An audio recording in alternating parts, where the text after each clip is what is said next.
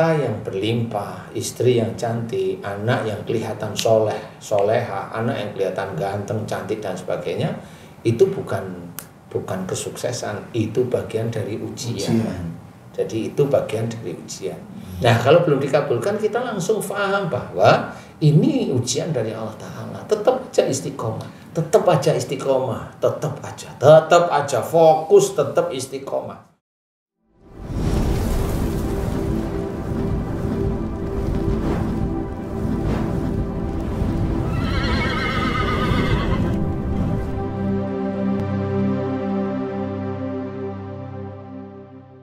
Bismillahirrahmanirrahim. Assalamualaikum warahmatullahi wabarakatuh. Waalaikumsalam warahmatullahi wabarakatuh.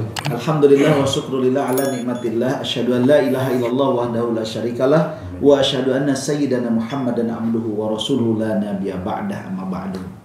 Alhamdulillah, sedulur beriman yang dirahmati oleh Allah Subhanahu wa taala. Kita bisa ketemu lagi, kita bisa berjumpa lagi, kita bisa bermuajahah lagi walaupun melalui medsos.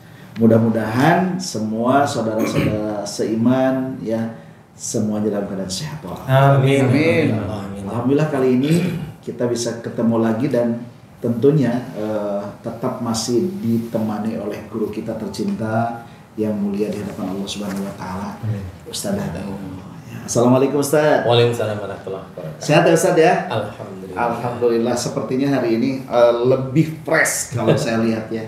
Walaupun sepertinya banyak juga kerjaannya. Numpuk ya. Pusing ya. Tapi nggak kelihatan pusing ini ya. Luar biasa ini. Ada obat pusing. Kalau saya kan pusing itu kelihatan banget gitu kan. Karena nggak ada obat pusing. Iya. Para pemirsa semuanya, alhamdulillah kali ini kita akan mencoba bertanya sama Ustadz dan mudah-mudahan kita mendapatkan ibrah pelajaran yang banyak ya. Satu pertanyaan yang sering kita harapkan atau bahkan mungkin bertanya lah kepada siapapun yang hadapan kita, mau kamu apa? Dan begitu. Maka selalu jawaban, saya ingin sukses. Wah, itu jawaban ingin sukses. Bahkan ketika doa pun ternyata termasuk saya, kan pasti di akhir doa itu Rabbana atina fid dunya hasanah wa fil akhirati hasanah wa qina adzabannar. Intinya kalau kita garis bawahi, sebenarnya pengen sukses dunia dan juga pengen sukses akhirat. Nah, tapi masalahnya Ustadz, untuk menjadi orang yang sukses itu kira-kira harus seperti apa? Karena kadang-kadang bisa jadi kita salah jalan ini. Ya. Karena bisa jadi orang tuh hanya sukses dunia tapi akhiratnya nggak sukses. Ya, nah kita itu kan berharap sukses dunia, sukses akhirat.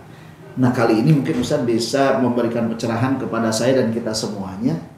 Bagaimana sih caranya menjadi orang yang sukses itu? Gitu Ustaz. Ya, sebelumnya bismillahirrahmanirrahim. Pertanyaan ini sulit sekali ya. Aduh.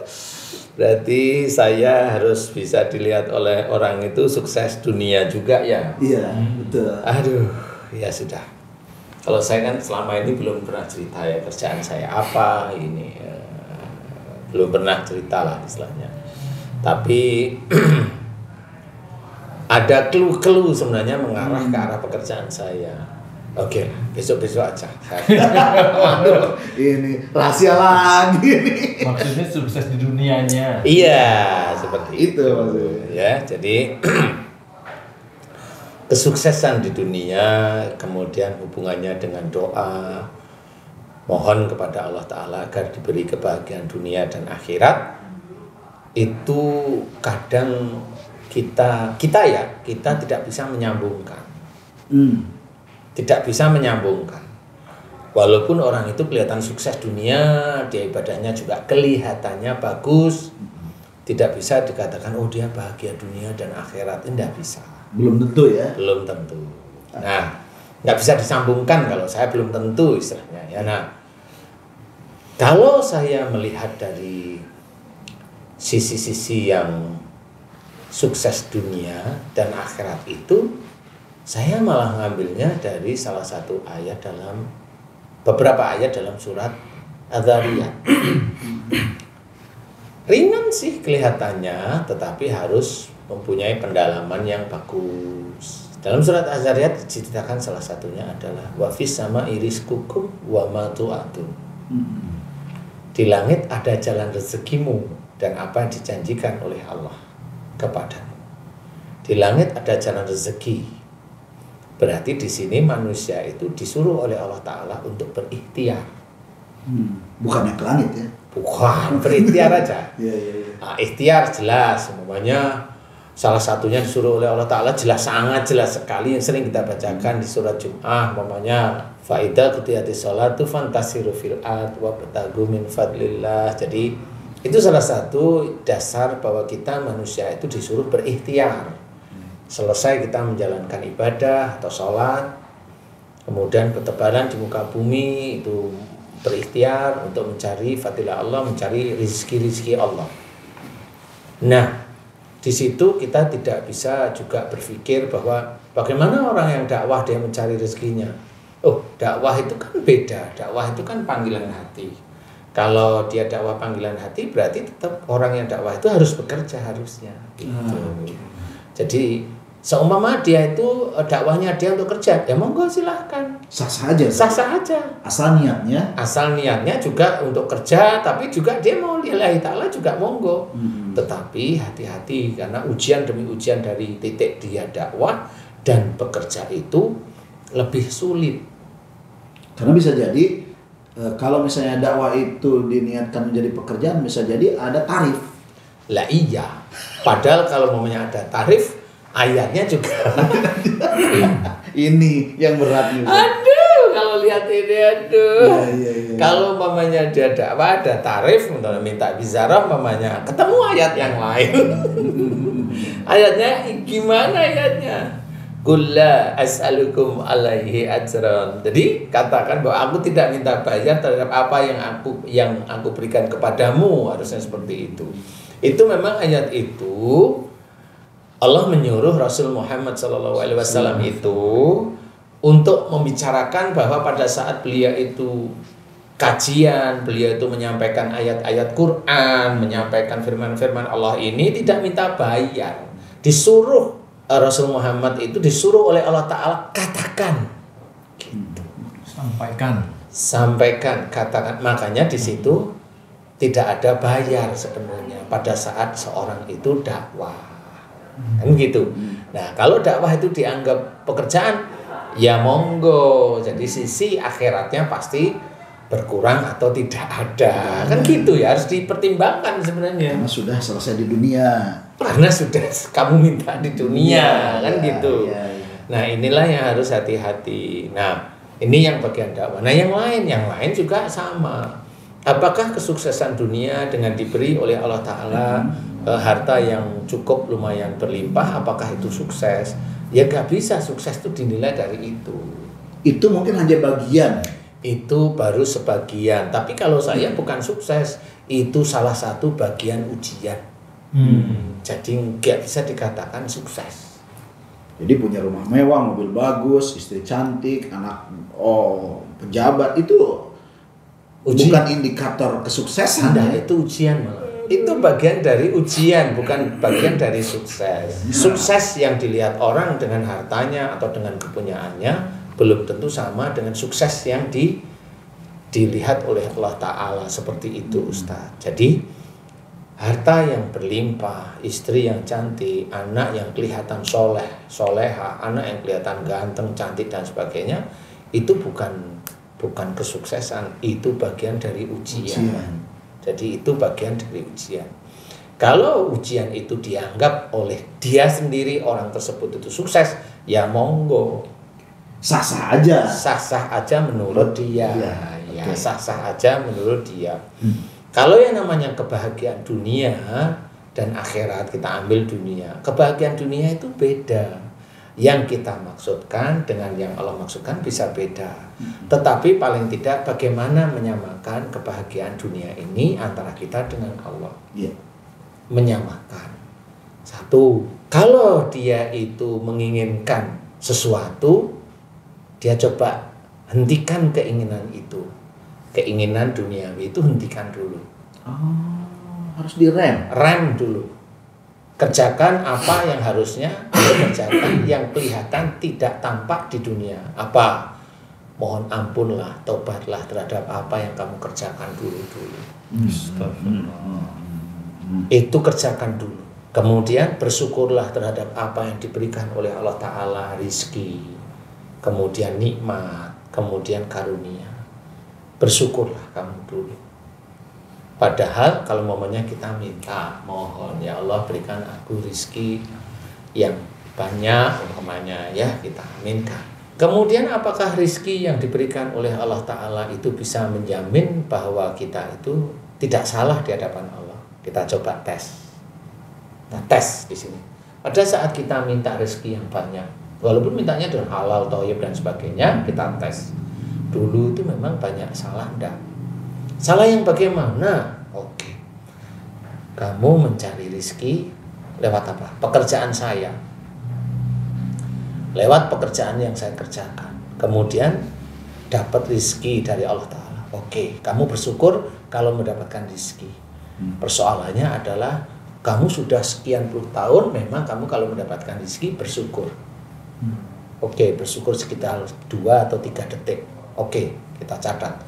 Kemudian alat untuk mendapatkan rezeki apa? Pekerjaanku, kantor, anak buah. Oke, pernah kamu bersyukur bahwa kamu itu diberi rezeki oleh Allah Ta'ala melalui anak buahmu? Itu aja dulu. Nah, baru gak bisa jawab. Padahal berapa puluh tahun kamu itu diberi rezeki oleh Allah Ta'ala, salah satunya melalui anak buah kamu. Tidak pernah bersyukur. Oke, Malah marah-marah sama malah marah-marah. Ya tambah ditambah itu. tambah. Kemudian dari kamu sendiri, oke, kamu bisa mengendalikan anak buah kamu dari mana? Kamu berangkat dari rumah. Kamu dibangunkan oleh Allah Ta'ala pagi hari. Kamu bersyukur bangun pagi? Belum tentu. Kamu itu bisa sholat. Kamu bersyukur kamu itu bisa menjalankan sholat? Belum tentu juga. Kamu bisa berangkat. Kamu bersyukur dari perjalanan dari rumah ke kantor kamu itu Selamat. diberi keselamatan oleh Allah Ta'ala. Kemudian apalagi dari titik-titik yang nyata? Kamu berangkat melalui kaki kamu. Kamu mengerjakan sesuatu dengan tangan. Kamu itu menyelesaikan masalah-masalah kamu, rapat dan sebagainya melalui mata, melihat, telinga, mendengar, otakmu berpikir. Kemudian kamu sendiri itu memberikan kalimat-kalimat keluar dari lisanmu. Dan akhirnya kamu tiap kali kamu punya punya ini, akhirnya kamu diberi rezeki oleh Allah Ta'ala. Yang kamu gunakan itu pernah nggak kamu bersyukur? Itu sudah tercatat berapa puluh tahun kamu lupakan. Nah, dari situlah sebenarnya dia tidak sukses, walaupun dia sukses dari sisi harta. Iya, dia tidak sukses. Nah, disinilah harus kita terjemahkan. Mulai saat ini banyak mohon ampun dulu. Banyak sekali teman-teman dakwah itu bercerita, kenapa doa kamu itu belum dikabulkan? Kali masih banyak dosa. Iya sih. Cuma dosa yang mana harus dijelaskan. Karena kalau hanya bisa bilang karena masih banyak dosa, anak kelas 2 SD juga bisa. Kan gitu Ustaz. Nah, disinilah yang harus kita ketahui. Mohon ampunlah pada Allah. Apa kurang? Dengan orang tua, dengan pasangan, apa yang kurang? Dengan apa sesuatu yang diberikan oleh Allah Ta'ala yang kita inikan? Pada saat kita berdoa mohon, kita mohon kepada Allah Ta'ala itu sebenarnya yang kita mohonkan itu nafsu kita, atau kita itu serahkan pada Allah Ta'ala. Long. Ya, yuk. Kita mohon kepada Allah Ta'ala, ya Allah berikanlah saya rezeki yang banyak, yang halal, yang thayyib. Benar sih. Pertanyaan saya itu nafsu atau kita serahkan? Rata-rata pasti nafsu. Tergantung kayaknya Ustaz. Rata-rata kita yang muslim ini pasti nafsu. Nafsu ya. Apalagi yang punya utang, apalagi waduh di sini udah judek. Gimana saya bisa bayar utang itu? Bolah ke orang pinter, ke kiai, ke ini, ke iya macam-macam. Akhirnya dia itu mau memuaskan nafsu. Nah, setelah mamanya dia ke orang pinter, ke kiai, mamanya kiai dalam tanda kutip ya, dukun dan sebagainya, akhirnya dia terpenuhi hasratnya, punya rezeki itu terpenuhi. Apakah itu bahagia dunia? Nah, kan kita udah bisa paham. Enggak. Itulah istijrat. Istijrat inilah yang harus kita ketahui juga, jangan sampai kita masuk link daerah situ. Baru kemudian, nah, kalau orang-orang sudah masuk, dia mohon ampun, dia bersyukur terus-menerus, baru dia berdoa. Doanya sih kelihatannya ringan. Nah, ini yang Bahagia dunia dan akhirat itu jelas kita mohonkan. Jelas ya itu. Karena itu doa sapu jagat. Tapi yang sehari-hari ini yang harus kita ketahui, biar tidak kelihatan nafsu dan kita serahkan kepada Allah Ta'ala, doa ini ringan sebenarnya. Ya Allah, mudahkan segala ikhtiarku. Amin. Amin. Itu mudahkan segala ikhtiarku. Amin. Kelihatannya itu hanya cuma mudahkan segala ikhtiarku. Kelihatannya kan ringan, tetapi itu maknanya besar. Kalau pada saat kita berikhtiar ada ujian, doa kita itu bisa dipertimbangkan oleh Allah Ta'ala. Sehingga ujian itu kadang belum kita selesaikan, Allah yang menyelesaikan. Nah itu insya Allah barangkali dari kita mohonnya yang gak terlalu tinggi. Mudahkan segala urusan duniaku, segala urusan ikhtiarku, mudahkan ya Allah urusan duniaku dan akhiratku. Jadi urusan dunia ini memang betul-betul dalam mencari rizki. Akhirat itu adalah jangan sampai urusan dunia ini keluar dari jalur syariat. Lepas itu jangan. Makanya mudahkan segala urusan duniaku dan akhiratku. Itu jelas harus, karena ini biar imbang, sehingga pada saat kita itu nanti diberi oleh Allah Ta'ala sesuatu kelebihan, akhirat itu terus mengunci. Jadi mengunci apa? Akhirnya maaf nih, seorang yang betul-betul akhiratnya terkunci adalah seorang yang pada saat dia diberi oleh Allah Ta'ala, dia berusaha untuk tidak ujub, tidak riak dengan rizki yang dititipkan. Itu yang berat, Ustaz. Lah yang memang berat. Makanya doanya jangan berat-berat, ringan-ringan aja. Kan begitu. Mohon dimudahkan segala urusan dunia dan akhirat itu sebenarnya. Apapun yang kita kerjakan, mohonlah agar dimudahkan oleh Allah Ta'ala. Jadi karena jujur kalau kita itu mohon dimudahkan itu ya kita sebenarnya bersandar pada Allah Ta'ala, bukan bersandar dengan kepandaian kita. Bukan. Itu bersandar pada Allah Ta'ala beneran. Jadi enggak terus, ya Allah saya ada proyek ini, please dong, mohon agar ya kan begitu. Nah itu kan bersandar pada kepandaian kita, cuma ditutupi dengan doa kepada Allah Ta'ala kan gitu ya. Jadi harus hati-hati di situ. Nah doa yang seperti itu dilantunkan, tetap nanti ada ujian. Insya Allah ada ujian dari Allah Ta'ala. Ujiannya bentuknya apa? Ya memang bisa aja itu belum dikabulkan. Nah kalau belum dikabulkan kita langsung paham bahwa ini ujian dari Allah Ta'ala. Tetap aja istiqomah. Tetap aja fokus, tetap istiqomah. Nah, nanti di lain kesempatan mudah-mudahan ini kalau ini doa saya ya, mudah-mudahan karena keistiqomahan kita Allah baru memberikan petunjuk dulu. Nah petunjuk itu biasanya kita ngerti kali ini apa ya, mulai itu diikhtiari lagi, dicari lagi jalannya, doa lagi pada Allah Ta'ala. Nah akhirnya di titik-titik itulah sebenarnya Allah akan memberikan, sehingga kita tahu ini petunjuk Allah, benar loh, saya nggak nyangka ini petunjuk. Memang setelah petunjuk nanti beberapa bulan benar ya dapat rezeki, kok rezekinya lumayan besar ya. Disitulah sebenarnya cara Allah menyapa orang-orang yang beriman itu dengan itu, bahwa itulah petunjuk Allah. Berarti kita itu sadar bahwa bukan dari kepandaian saya yang menjadikan rezeki itu tumpah kepada kita, tapi tahu sebenarnya petunjuk Allah aja. Nah petunjuk itu memang saya kerjain. Kok tahu itu petunjuk Allah? Iyalah, lah saya kan nggak ngerti apa-apa, tinggal saya berpikir kayaknya ini deh, saya coba, saya ini, alhamdulillah petunjuk Allah. Setelah tahu itu petunjuk Allah, kita belajar bahwa karena itu dari Allah Ta'ala, kita belajar untuk tidak merasa bahwa rezeki itu yang tumpah kepada kita itu dari kita, bukan. Karena tahu itu petunjuk Allah, berarti Allah yang menyodorkan kepada kita. Oke, jadi ketika kita menjalankan petunjuk Allah, kemudian diberikan kemudahan, katakanlah materi ada, berarti adalah bonus dari menjalankan perintah Allah itu. Iya, itu bonus. Karena bonus itu tetap menjadi ujian lagi. Benar. Jadi yang namanya sukses itu tidak berhenti kayak film. Kalau film itu kan dulunya sedih, ini ditolimi, nanti terakhir mau ini menang. Itu habis itu selesai. Nah itu nggak seperti itu hidup itu. Tapi kalau Bang Jai sendiri gimana nih bercerita tentang kesuksesan gitu kan? Menurut Bang Jai gitu, gimana selama ini gitu, Bang Jai? Gini, tadi Ustadz bilang kan segala yang dianggap kesuksesan dunia adalah ujian. Nah, ada pendapat kalau kita sukses itu Allah lagi dekat sama kita. Ya, ada yang bilang lagi kalau kita miskin Allah lagi jauh sama kita. Menurut Ustadz seperti itu benar apa enggak. Gimana tuh Ustadz kalau orang berpandangan? Itu hanya pandangan, jadi bukan dalil hadis ya. Itu pandangan. Enggak. Allah itu sebenarnya tetap dekat daripada urat nadi di leher manusia sebenarnya. Wa idza sa'alaka ibadi fa inni qarib itu. Jadi itu yang harus kita ketahui, sehingga siapapun manusia itu didengar oleh Allah Ta'ala. Dia doa, dia tidak doa, Allah itu akan melihat semua, karena ada malaikat-malaikat yang mendampingi mereka. Nah, kalau ada pada saat dia diberi kekayaan, dia bilang Allah dekat sama, enggak juga. Ya dengan kalau mamanya dia miskin, Allah jauh, enggak juga. Semuanya dekat semua.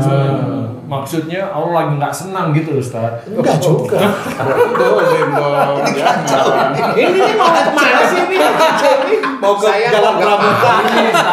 Maksudnya dekat dan jauh adalah dekat itu lagi sayang, Allah lagi sayang sama dia. Jauh itu maksudnya Allah lagi murka sama dia gitu maksudnya. Enggak juga. Karena Allah itu sudah punya pedoman. Jadi kalau istilahnya Allah murka, tapi kemurkaan Allah itu tidak tampak, tapi sudah ditulis. Umpamanya Allah murka ini salah satunya. Bahwa kalau ada orang yang sering menyuruh orang lain memberikan kebaikan atau nasihat, yang selalu memberikan nasihat kepada orang lain, tapi dia tidak mengerjakan, nah itu Allah murka. Nah ini harus diketahui. Tapi kemurkaan Allah tidak pada saat orang itu melakukan itu, kemudian orang itu langsung dikasih musibah, enggak. Tapi sudah menjadi catatan antara kemurkaan Allah seperti itu. Nah itu memang tidak langsung terjadi, karena orang nggak ngerti. Kalau itu langsung terjadi, nanti orang lama-lama hafal. Biarin aja orang berpikir.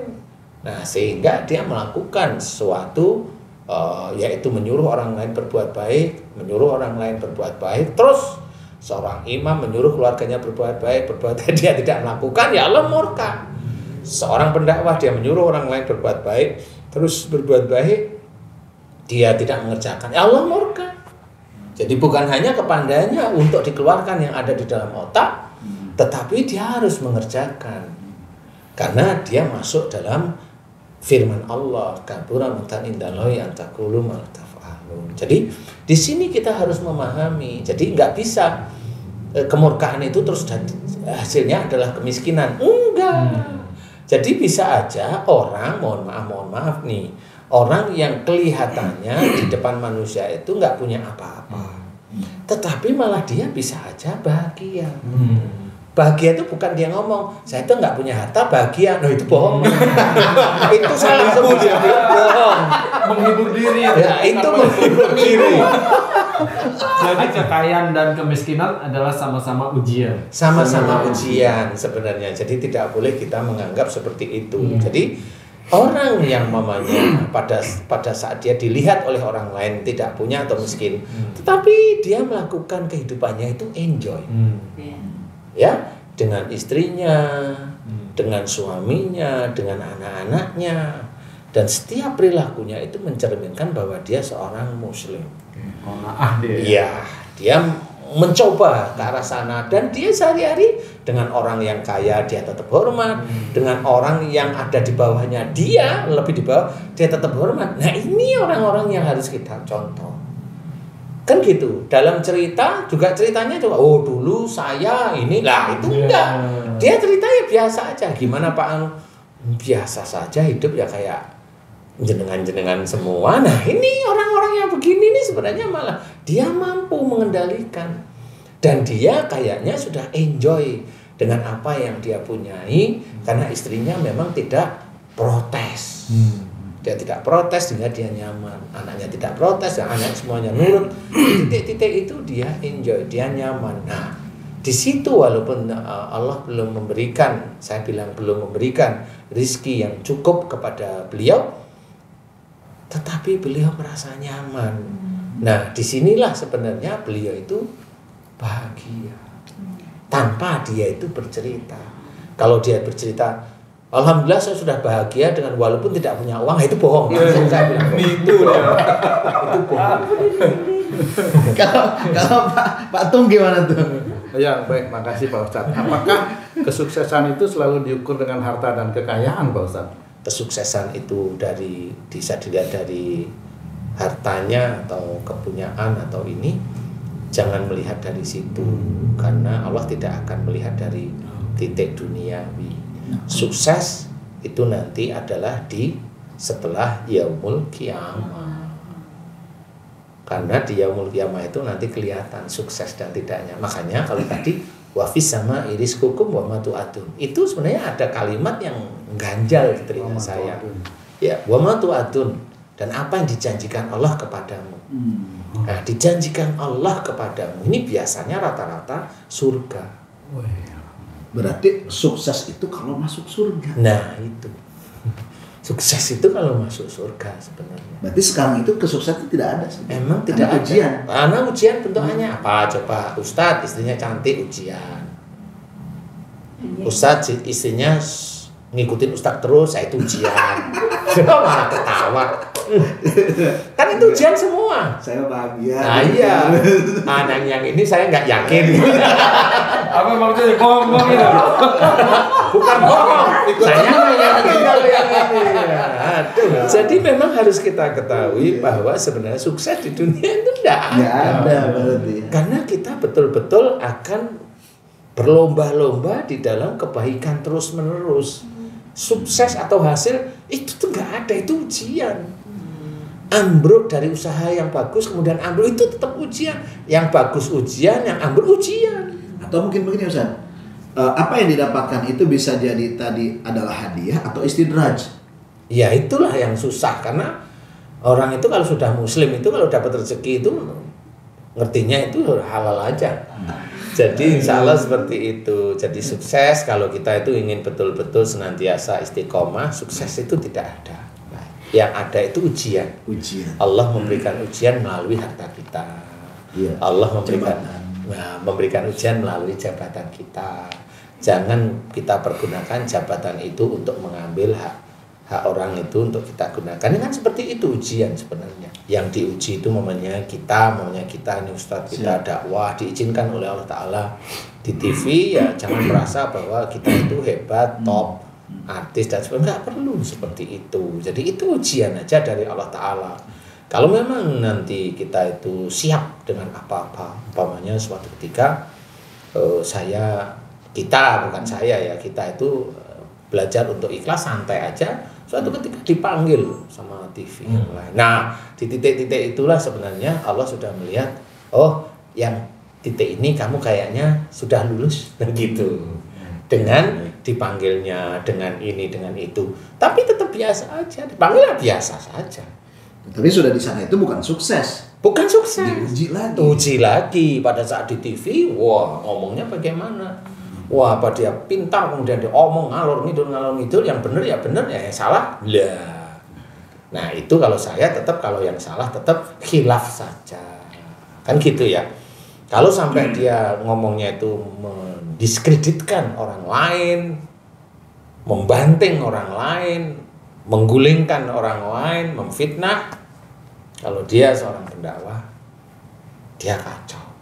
Kalau biasanya kan gini Pak Ustadz, di tempat kerja itu kalau udah naik pangkat ada orang yang kasih selamat, sukses ya bro gitu. Kalau itu boleh nggak orang mendoakan sukses selamat ya? Dan sukses. Kan kita biasanya seperti itu. Saya juga kadang-kadang jadi ikut-ikutan gitu Pak Ustadz. Walaupun kalau saat ini saya pikir, oh iya ya, sukses itu maksudnya mana? Tapi kata-kata sukses itu selalu biasa gitu ya. Selalu kita ucapkan dan kadang-kadang kita ikut dengar gitu.